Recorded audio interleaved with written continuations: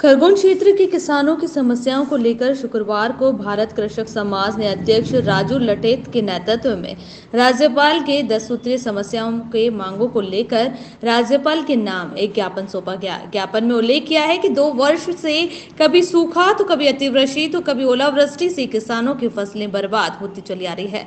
किसान मध्य प्रदेश की भाजपा सरकार की उपेक्षा का शिकार बना हुआ है। इतनी बड़ी फसलों के नुकसान के बावजूद क्षेत्र के किसानों को कोई मुआवजा नहीं दिया गया।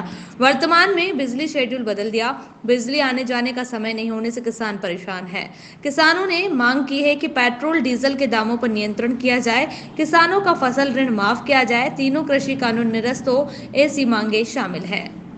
खरगोन से हबीब आजाद की रिपोर्ट। भाजपा सरकार और केंद्र की भाजपा सरकार गूंगी बहेरी सरकार के खिलाफ जो कि किसान के विरोध में नए नए नियम लागू कर रही है, जिससे किसान बहुत परेशान है। इन सारे परेशानियों को देखते हुए आज भारत कृषक समाज द्वारा किसानों के पक्ष में आज यहाँ पर ज्ञापन देने हम लोग आए हैं। इसमें बिजली का जो शेड्यूल चेंज किया गया उसको पुनः जिस तरह से पहले जो शेड्यूल था उसको वापस जारी रखा जाए और जो खाद की संकट पूरे ज़िले में है उस संकट को अतिशीघ्र समाप्त किया जाए। आगामी समय में गेहूं की बोनी और चने की बोनी होने जा रही है और आज खाद की किल्लत की वजह से किसान परेशान है और समय पर बोनी नहीं कर पा रहा है।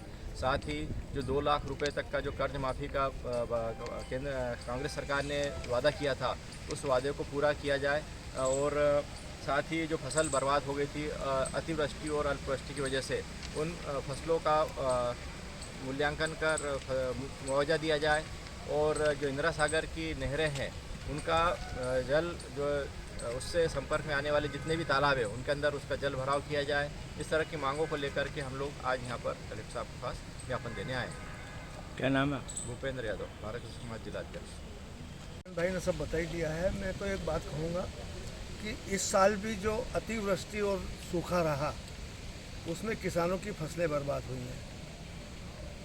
कभी कभी क्या होता है कि किसान एक तरफा चलता है, जैसे जिसको कहा जाए भेड़ चाल।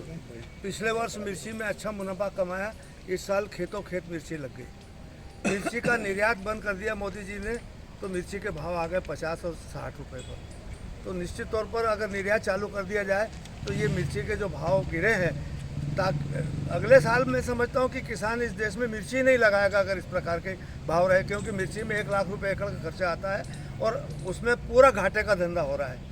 तो ये तो पूरी तरह से किसानों की विरोधी सरकार है। मक्का पकती है तो मक्का आयात करती है, सोयाबीन पकता है तो सोयाबीन आयात करती है, चना पकता है तो चना आयात करती है। तो इस देश में किसानों को किस तरफ ले जाना चाहते हैं? एक तरफ किसान आत्महत्या कर रहा है, दूसरी तरफ कर्ज से डूब रहा है और किसान को कोई सुविधा नहीं मिल रही है। हमारे माननीय मुख्यमंत्री महोदय कभी कभी अपने भाषण में कहते हैं कि कांग्रेस की सरकार 15 महीने आई, कुछ नियमों को हमने हमारे द्वारा बनाए हुए नियमों को उन्होंने तोड़ दिया, कैंसिल कर दिया। माननीय मुख्यमंत्री महोदय शिवराज सिंह जी, मैं आपसे अनुरोध करना चाहता हूं कि कांग्रेस के समय में 2 लाख की जो ऋण मुक्ति की जो घोषणा हुई थी उसको ही आप पूरा कर दें। आपने उसको क्यों तोड़ दिया? किसानों को लाभ पहुंचाने वाली योजना को आपने तोड़ दिया और बाकी बातों पर तो आप बहुत बोलते हो। किसानों के बारे में बोलो ना आप, किसान मेरा भगवान और मैं उसका पुजारी। कहाँ गया पुजारी हमारा पुजारी इस प्रकार का हमारे साथ व्यवहार कर रहा है। डीजल अगर कभी केवल और केवल किसानों को डीजल टैक्स फ्री डीजल दे दिया जाए तो इस देश का किसान खुश हो जाएगा।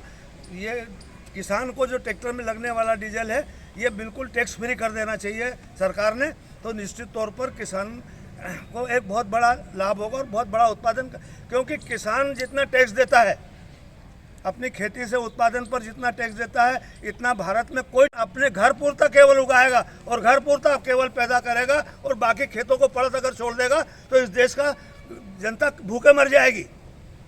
किसान इस स्थिति में आ चुका है अब।